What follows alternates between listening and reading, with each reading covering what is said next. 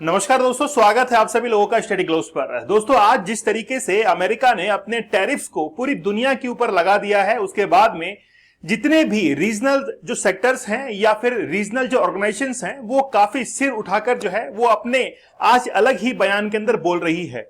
इसी कवायद के अंदर पीएम मोदी जो है वो आज पहुंच चुके हैं थाईलैंड के अंदर।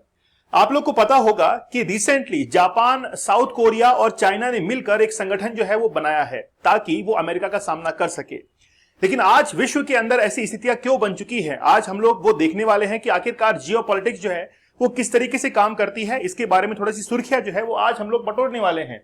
लेकिन बिम्स्टेक की मीटिंग जो कि आज थाईलैंड के अंदर होने जा रही है, पीएम वहां पर शिरकत कर चुके हैं और 2 अप्रैल से लेकर 4 अप्रैल के बीच में वहां पर मीटिंग होगी। आज हम लोग ये देखेंगे कि आखिरकार थाईलैंड के जो राजा थे, उन्होंने 2004 के अंदर मुस्लिमों के ऊपर किस प्रकार से अत्याचार किए, उनको अर्धनग्न अवस्था के अंदर उनके पीछे हाथ बांधकर उनको सड़क के ऊपर लेटा दिया गया था, जिससे बहुत सारे लोगों की मौत हुई थी। लेकिन कोई भी बड़ा पद जो है वो एक कुर्बानी मांगता है और थाईलैंड के राजा ने इसी तरीके से अपने पद को जो है वो हासिल किया था। हम लोग विस्तार से बात करेंगे, लेकिन रिसेंटली क्या हुआ है उसके डेवलपमेंट के बारे में देखते हैं कि पीएम मोदी जो है वो पहुंच चुके हैं थाईलैंड के अंदर और छठी जो है वो बिम्स्टेक समिट वहां पर होने को जा रही है। क्या वाकई में आज ऐसे संगठन बिम्स्टेक या फिर हम लोग कहें आसियान या हम लोग कहें शार्क, ऐसे जितने भी सार्क जैसे संगठन हैं, क्या वाकई में आज अस्तित्व के अंदर हैं? क्या आज इनकी भी महत्वपूर्ण भूमिका जो है वो आज बनी हुई है? तो जिस तरीके से स्वागत आप लोग देख सकते हैं कि पीएम मोदी का थाईलैंड के अंदर स्वागत किया गया है, बड़ा भव्य स्वागत है। और भारत जैसे देश को ये बहुत बड़े मार्केट के रूप में देखते हैं। आज यूएसए भारत के साथ में क्यों बना हुआ है? Huge population of India in the world, क्योंकि 2024 के अंदर जिस तरीके से इंडिया ने सरपास किया है चाइना को, उसके बाद में विश्व के तमाम देश आज भारत की तरफ रुख कर रहे हैं और भारत को बहुत बड़ा मार्केट जो है वो समझ रहे हैं। इन सभी देशों को यह लगता है कि भारत जैसी डिमांड कोई भी देश जो है प्रोड्यूस नहीं कर सकता है। लेकिन सबसे पहले हम लोग देख लेते हैं, यहां पर कुछ रामायण के दृश्य आप लोग देख सकते हैं। भारत के अंदर जिस रामायण को आज हम लोग हर घर के अंदर पहुंचाते हैं, यहां तक कि कोविड-19 के टाइम पीरियड के अंदर, लॉकडाउन के अंदर रामायण को दूरदर्शन के चैनल पर सभी लोगों को दिखाया गया था। उसी रामायण की बहुत महत्वपूर्ण भूमिका है थाईलैंड के अंदर। जैसा कि म्यांमार में भी हम लोग देखते हैं कि रामायण को म्यांमार के अंदर मूक रामायण के तौर पर वहां पर देखा जाता है। इसके साथ में ही थाईलैंड के अंदर भी भगवान श्री राम जो है उनको वहां पर बहुत तवज्जो या फिर एक प्रभु भगवान के रूप में ही जो है वो देखा जाता है। तो एक कल्चरल पर्सपेक्टिव से इंडिया और थाईलैंड जो है वो काफी नजदीक हैं और इसी कल्चरल पर्सपेक्टिव को आगे बढ़ाते हुए इंडिया और थाईलैंड नजदीक हैं। आप यहां पर 2 तस्वीर जो है वो देख सकते हैं। यहां पर ये जो व्यक्ति हैं वो है थाकसिंग सिनवात्रा और दूसरी जो है वो है पैंगतोंगी शिनवात्रा। ये इनकी बेटी हैं। इनका जन्म जो है वो 1949 के अंदर हुआ था, लेकिन आज ये जो है वो पीएम बनी है, मतलब इनकी बेटी जो है वो पीएम बनी है। इससे पहले ये खुद जो है वो पीएम रह चुके हैं, सांसद भी रह चुके हैं। जैसे कि मैंने आप लोग को पहले बताया था कि कोई भी पद जो है वो कुर्बानी मांगता है। इसी क्रम के अंदर जब 2004 की ये बात है, 2004 के अंदर शिनवात्रा जो है वो पीएम बनने जा रहे थे। उसी समय थाईलैंड के अंदर जो मुस्लिम बाहुल्य जो प्रदेश है, वहां पर यह मांग उठने लगी कि एक मुस्लिम बाहुल्य एक नए देश का निर्माण जो है वो कर दिया जाए। इसी के चलते बहुत सारे लोगों को वहां पर अरेस्ट कर लिया गया था और उनको अर्धनग्न अवस्था के अंदर रोड पर लेटा दिया गया था। जिस तरीके से आप इस तस्वीर के अंदर देख सकते हैं कि बहुत सारे लोग जो हैं वो रोड के ऊपर लेटे हुए हैं और रोड के ऊपर लेटने के बाद उनके हाथ जो है वो पीछे से बंधे हुए हैं। इन बंधे हुए हाथों के साथ में इनको ट्रक के अंदर जो है वो लोड किया गया था और उसके बाद में इनको दूर कहीं पर ले जाया गया। जैसे ही वापस से इनको अनलोड किया गया था तो लगभग 78 लोग जो है वो इनके अंदर मार दिए गए थे और इस तरीके से ये थाकसिंग सिनवात्रा जो है वो पीएम का पद निभा रहे थे और उनकी बेटी जो है वो बाद में पीएम आज थाईलैंड के अंदर बनी हुई है। थाईलैंड के अंदर बहुत बेहतरीन जो है वो टूरिस्ट प्लेस है जिसका नाम बैंकॉक है। इसके नजदीक ही सदन में आप लोग देख सकते हैं कि यहां पर एक जगह है जिसका नाम है पट्टानी। तो पट्टानी, याला और नथिबात, ये तीनों जगह ऐसी है जहां पर मुस्लिम बाहुल्य क्षेत्र हैं। जब 2004 के अंदर थाईलैंड में ऐसी मांग उठने लगी कि हमको अलग मुस्लिम देश जो है वो चाहिए और इसी के चलते वहां पर थाकसिंग सिनवात्रा ने ये कदम जो है वो उठाया था। खैर वो अलग बात है। हम लोग दूसरी तरफ देखते हैं कि भारत और थाईलैंड के रिश्ते कैसे हैं।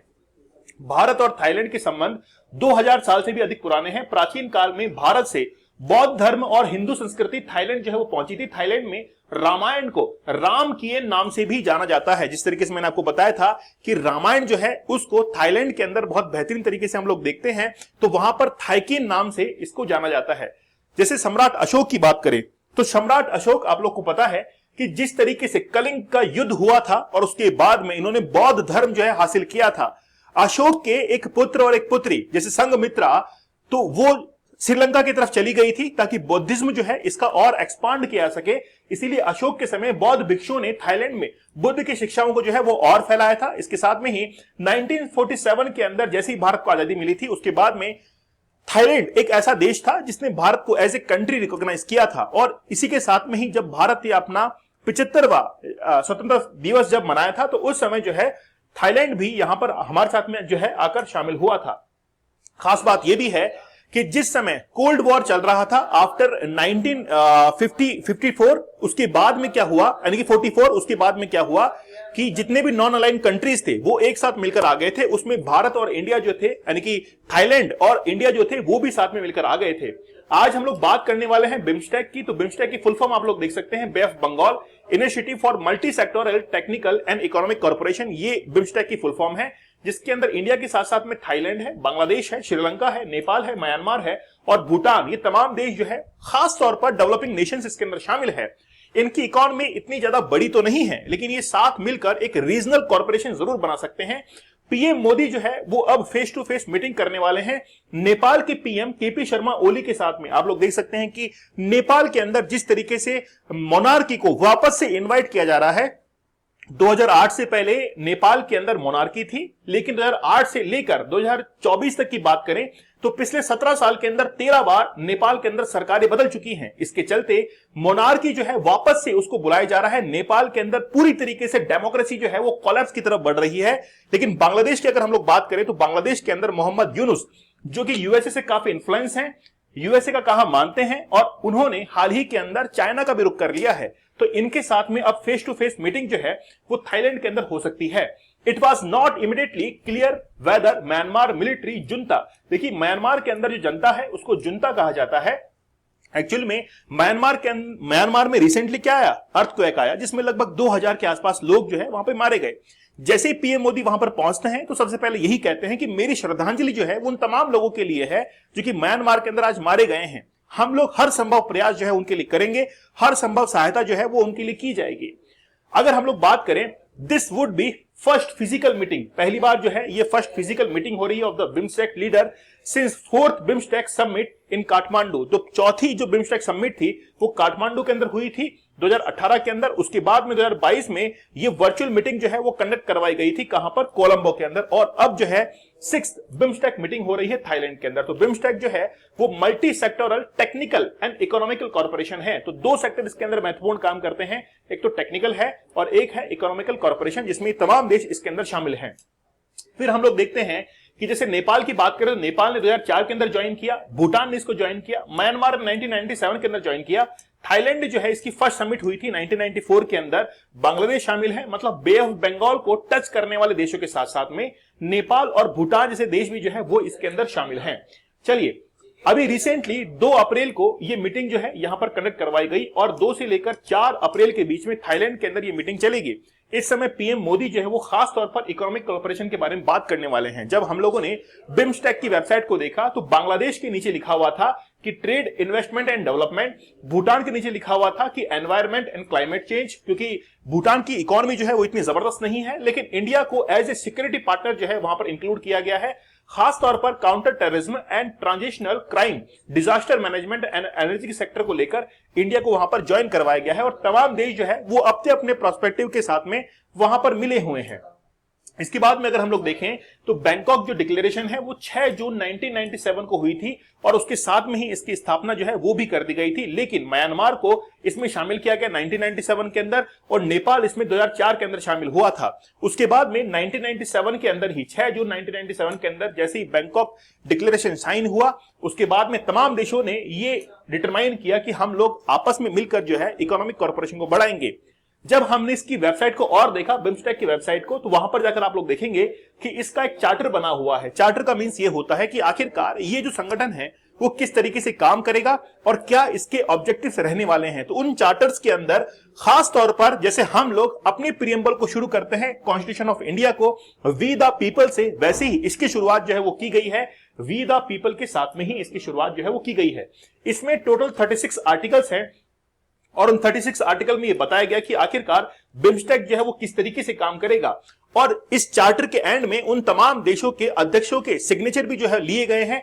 जैसे कि आप लोग देख सकते हैं for the Republic of India Narendra Modi ने यहां पर सिग्नेचर किए हुए हैं और इस तरीके से आप लोग सिग्नेचर जो है वो उनके देख भी सकते हैं। वैसे ही तमाम राष्ट्रों के अध्यक्षों ने वहां पर क्या कर रखे, अपने सिग्नेचर कर रखे हैं चार्टर के ऊपर।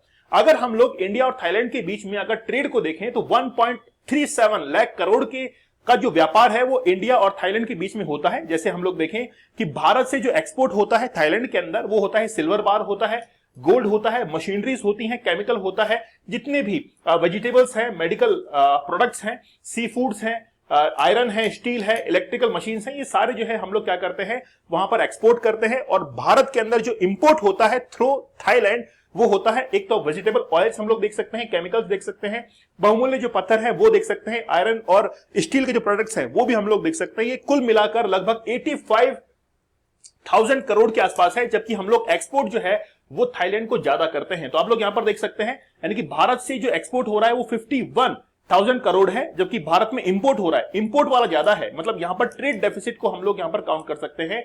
ट्रेड डेफिसिट जो है वो इसके अंदर काउंट हो रही है। तो अगर हम लोग सरप्लस की बात करें तो भारत और यूएसए के बीच में ही सरप्लस है और कहीं पर भी हम लोग सरप्लस को जो है वो नहीं देख सकते हैं। भारत की एक्ट ईस्ट पॉलिसी देखिए, आप लोग को पता होगा कि हम लोग हमेशा से लुक ईस्ट की तरफ चलते हुए आए हैं। जब भी जैसे हम लोग बात करें कि मनमोहन सिंह की जो सरकार थी उन्होंने कहा था कि हम लोग लुक ईस्ट मतलब जो पूर्वी तरफ जो देश है उनसे अच्छे संबंध बनाएंगे। लेकिन फिर जैसे ही मोदी अस्तित्व में आते हैं, पीएम बनते हैं, तो उन्होंने कहा कि लुक ईस्ट करने की जरूरत नहीं है, एक्ट ईस्ट जो है वो हमको करने की जरूरत है। और इसी के चलते एक्ट ईस्ट पॉलिसी जो है उसको बनाया गया था 2014 के अंदर, चेंज जो है वो कर दिया गया था एक्ट लुक ईस्ट पॉलिसी से। ठीक है, चलिए अब देखिए कि एक्ट ईस्ट पॉलिसी के अंतर्गत हम लोग Vietnam, Myanmar, Lagos, Philippines, Brunei, Indonesia, Papua New Guinea, Fiji, Australia, इन तमाम देशों की तरफ हम लोग जो है ट्रेड को और इंक्रीज करना चाहते हैं। इसके तहत कलादान मल्टी मॉडल जो प्रोजेक्ट है इसको और बढ़ाना चाहते हैं, खासतौर पर म्यांमार के साथ में है। मैकोंग गंगा सहयोग जो है एमजीसी इसको बढ़ा रहे हैं। इसके साथ में ही हम लोग डिफेंस सेक्टर जो है उसमें वियतनाम, इंडोनेशिया, जापान जैसे तमाम देशों को भी इसके अंदर शामिल करना चाहते हैं। तो हम लोग लुक ईस्ट की बजाय एक्ट ईस्ट पॉलिसी जो है उसके ऊपर काम कर रहे हैं। इसीलिए आज बिम्स्टेक जैसे संगठन जो है वो आज ज्यादा हमारे लिए महत्वपूर्ण बन गए हैं। 2024 की अगर बात करें तो लगभग 21 लाख लोग थाईलैंड के अंदर घूमने के लिए गए थे। मतलब अगर इन प्रोस्पेक्टिव, इन डायरेक्शन ऑफ हम लोग टूरिज्म सेक्टर में भी देखें तो भारत से बहुत सारे लोग, लगभग 21 लाख लोग जो है वो 2024 के अंदर थाईलैंड घूमने के लिए गए थे। ये 2023 की तुलना के अंदर 30% जो है वो इजाफा है और मलेशिया और चीन के बाद सबसे ज्यादा भारतीय पर्यटक थाईलैंड के अंदर जाते हैं। वहीं भारत सरकार के पर्यटन मंत्रालय के अनुसार अगर हम लोग देखें तो साल 2022 में थाईलैंड से भारत में जो घूमने के लिए आए थे उनकी संख्या 64,196 थी। मतलब दोनों देशों के बीच में टूरिज्म जो है वो भी काफी हद तक बढ़ चुका है। लेकिन सबसे प्रॉब्लम वाली बात यह है कि भारत और थाईलैंड के बीच में और लाओस के बीच में एक ड्रग्स का ट्रायंगल बना हुआ है जिसको हम लोग कहते हैं गोल्डन ट्रायंगल। इस ट्रायंगल के अंदर ये तीनों देश शामिल होते हैं, थाईलैंड, म्यांमार और लाओस। जैसे हमारी भारतीय सीमा के साथ में म्यांमार जो है टच करता है, इसीलिए म्यांमार से ड्रग्स की सप्लाई हमारे नॉर्थ ईस्ट स्टेट्स के अंदर होती है। आप जब पूर्वोत्तर भारत में घूमने के लिए जाएंगे तो वहां के जो यूथ हैं उनकी जब हाथ आप लोग देखेंगे, हैंड्स को आप लोग देखेंगे तो हैंड्स के ऊपर इंजेक्शंस आप लोग लगे हुए देखेंगे। इसके सीधी तौर पर मीन्स है कि वहां पर ड्रग्स जो है वो बहुत हद तक ली जाती है और उसको सप्लाई किया जाता है इसी गोल्डन ट्रायंगल के लिए। ये हमारे लिए सबसे बड़ा जो है वो परेशानी आज बन चुका है, खासतौर पर भारत के लिए। हम लोग इससे ही जो है निपटना चाहते हैं।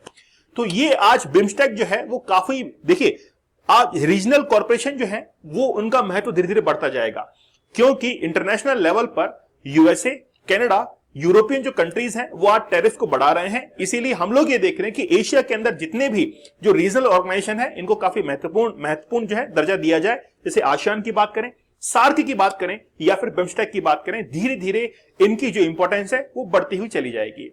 दोस्तों आप लोग साइंस इन डेप्थ इस बैच को जरूर ज्वाइन कीजिएगा। इसमें हम लोग बायो, फिजिक्स और केमिस्ट्री को यहां पर सॉल्व कर रहे हैं। डेली लाइव क्लास होती है और साथ ही के अंदर लाइफ चेंजिंग कोर्स 75 डेज का हार्ड चैलेंज आप लोग जरूर एक्सेप्ट कीजिएगा। लेक्चर कैसा लगा मुझे आप लोग कमेंट सेक्शन में जरूर बताइएगा। चैनल के ऊपर नए हैं तो सब्सक्राइब आप लोग जरूर कर लीजिएगा। तो मिलते हैं आप लोगों से अगले सेशन के अंदर, तब तक धन्यवाद, थैंक यू, जय हिंद।